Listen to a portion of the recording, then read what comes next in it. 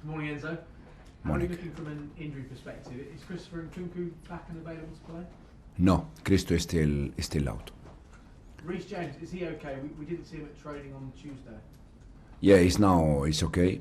He was ill, so he was out for Tuesday session. Yesterday, he had the session with us. Limited options from an attacking perspective this weekend. Jadon Sancho unable to play. Clearly, Nicolas Jackson won't be there either. Have you felt the need to have serious conversations with him this week after what happened on Sunday? With Nico. No, yeah, I think Nico is intelligent enough to recognize that has been an error, has been a mistake, and it's all about this. 2 wins to secure Champions League football next season. I assume at the start of this season you'd have taken that equation going into the final 2 matches. Yeah, absolutely. Yeah, I think at the beginning of the season we were, as you said, if someone said us that we need to win the last 2 games to reach Champions League spot, probably we were happy.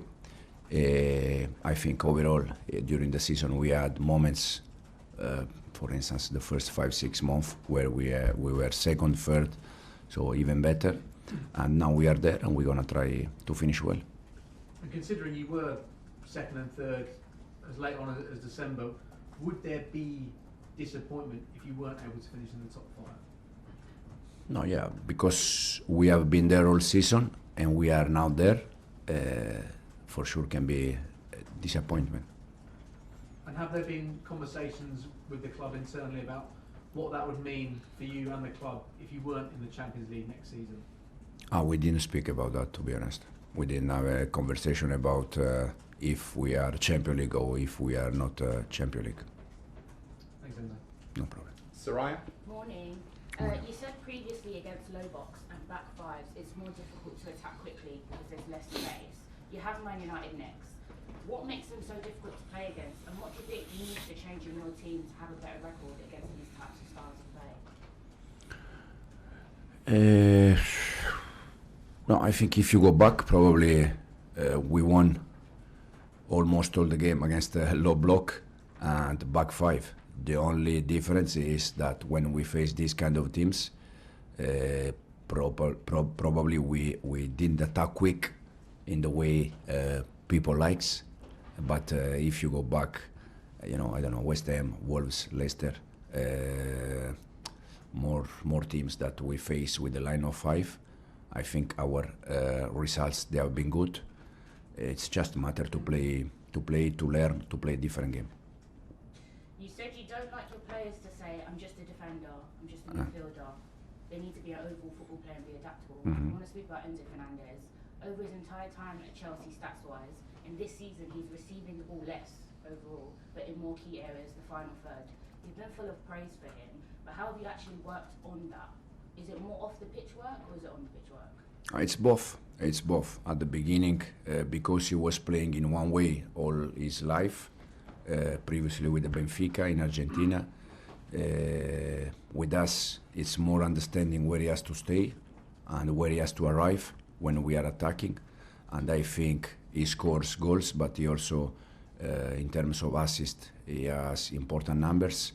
And I don't have any doubt that starting next season, from the first game, he can improve his numbers even more.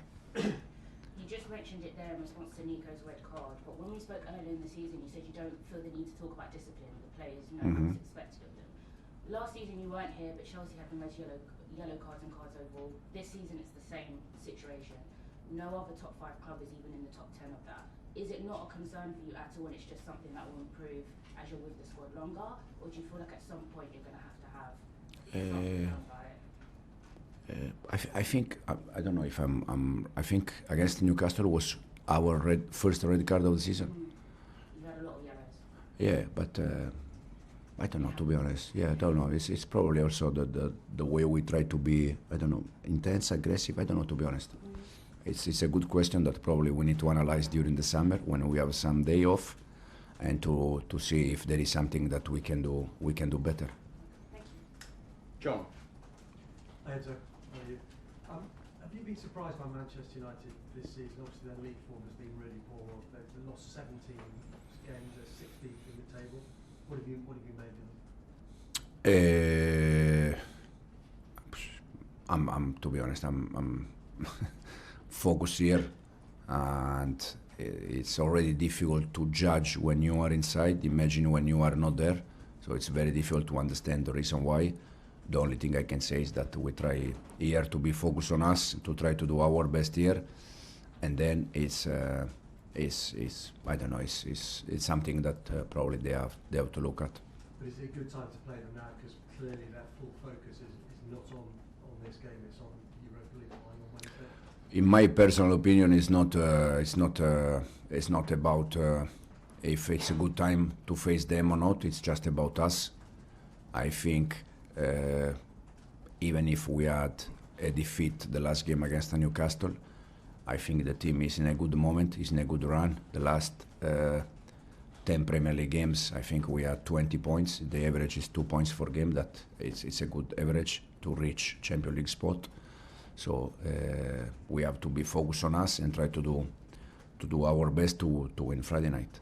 You've spoken about Nicolas Jackson. Obviously, you haven't got him tomorrow. What's your preferred option to replace him? Is it Neto, George, Cole Palmer? What's your preference? We are working on that. These are the options that we have. We don't have many options. Unfortunately, Marguio is still injured. He started to train with us, but he's not ready to play from the start. And we are working in different options for Friday night. So the whole league season's come to these last two league games. Do you enjoy that? Do you enjoy the pressure of that? Yeah, absolutely. I enjoy since day one, knowing that there have been some moments that we were more happy, less happy, but it's my job. It's our job. Ian. Hi Enzo, how are you? Good. Excellent. Looking at your season, going up towards Christmas when we were all saying you were challenging for the title, you said you insisted that Chelsea weren't. You proved right on that. You were also then asked about finishing in the Champions League. You said that wasn't what was set out for you at the beginning of the season. What's changed in the last 6 months? So since day one, I said that the target that the club gives to me was in 2 years we want to play Champions League. Okay, since day one. But when you arrive to March and you have been all season top 4, top 5, it's naturally that the target is to finish Champions League. So the reason why it changed from beginning is because we arrived to March international break. I still remember that we were there all season. So it's normal that then the target became to finish top 4, top 5. So what changed is that because we have been there all season, the target automatically became finish top 4, top 5.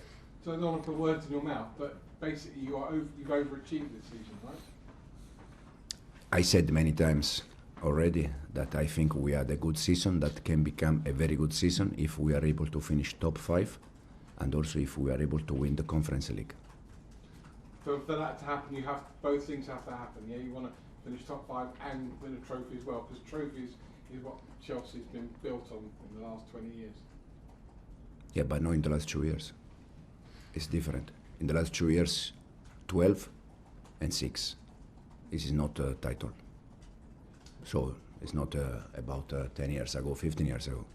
Just one more small one. We've seen this week an injury to Taiwo Awoniyi at Nottingham Forest because of the fact that now the linesmen don't put the flags up quickly and they wait till the end of the moment of play.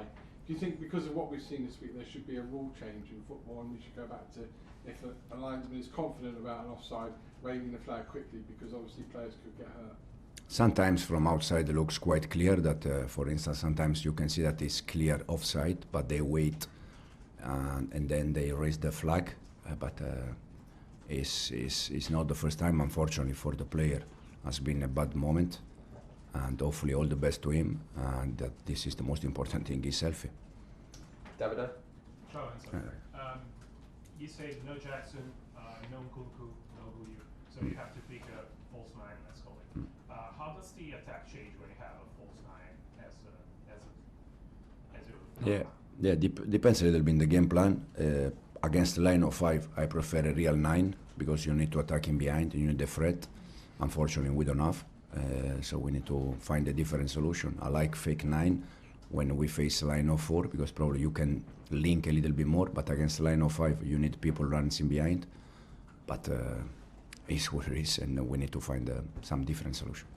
I'm pretty sure there's a pressure on you to finish top 5, and I'm pretty sure there's a pressure on players to achieve that goal. It's How yes, do you sir. handle that?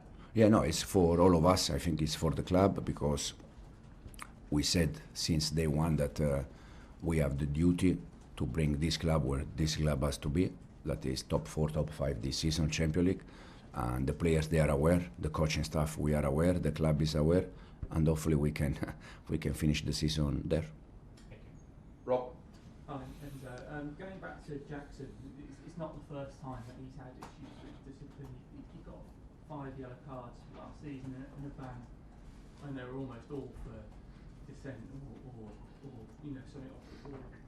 Are you confident that he's still young enough that that's something that can be fixed in his temperament, or is it something that could, affect, put a ceiling on how good he can be? Yeah, no, for me it's not about, in this case, not about the age, because no matter the age you have, if you make a mistake, and then it's okay. All of us, we make a mistake, but if you make the same mistake again, probably it's not the best thing. I think, I think it's the first red card this season for us. Unfortunately, has been for Nico. And then in terms of yellow card, probably it's something serious. It's something that during the summer, because now we have no time, during the summer we need to sit and review things and to see the reason why of this yellow card, the amount of them that we can avoid, and try to improve for next season. Do you think he does have the maturity and the temperament to be Chelsea's main striker for a number of years? Yeah, I think so. I think so. Now it's normal that it's normal that after red card, the light is on Nico, but overall it's something that is not about Newcastle or first game of the season. It's something that if you can avoid, it's good to avoid. And we will finish this section with Liam. Hi Enzo. You had to change things around after the red card against Newcastle. Obviously you hoped to be playing with 11 in the last 2 games rather than 10, but were there things from that second half, the way you were tactically, things you were able to do with the ball that you can take into those games? Yeah, I think second half against Newcastle, we were even more brave. We were playing 3 defender, 3 midfielder, 3 striker. So, so the team was quite brave. But I think the team has been always brave. Sometimes because of the other team, sometimes you can do that, sometimes not. But overall, I think the team has been brave since we start. I think the spirit that we show second half, the togetherness, the effort of the players has been fantastic, and it's something that for sure 100% we need in the next 2 games. Okay, thank you.